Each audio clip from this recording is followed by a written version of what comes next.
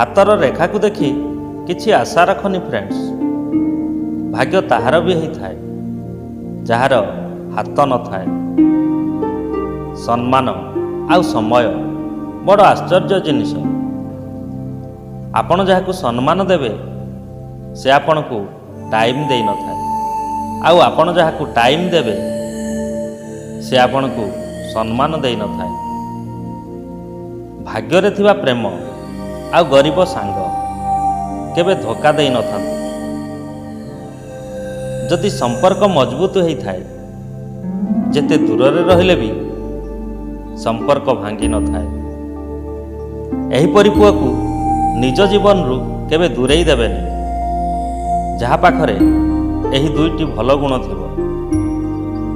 ପ୍ରଥମେ, ଯିଏ ନିଜର ଭୁଲ କିମ୍ବା ଖରାପ ଗୁଣ କହିବାକୁ ଲାଜ କରୁନଥାଏ। ସେକେଣ୍ଡରେ, ଯିଏ ଆପଣଙ୍କ ଖରାପ ଗୁଣକୁ ସୁଧାରି ଆପଣଙ୍କ ସାଥ ଦିଏ। ଭଲ ସଂସ୍କାର କୌଣସି ମଲରେ ନୁହଁ, କେବଳ ପରିବାର ମାହୋଲରେ ମିଳିଥାଏ।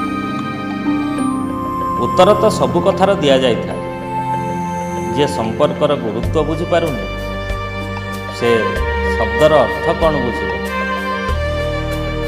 ସମୟ କିଛି ଶିଖେଇ ଦିଏ ଫ୍ରେଣ୍ଡସ୍, କାହା ବିନା ବଞ୍ଚିବା ବି ଆଉ କାହା ବିନା ରହିବା ବି।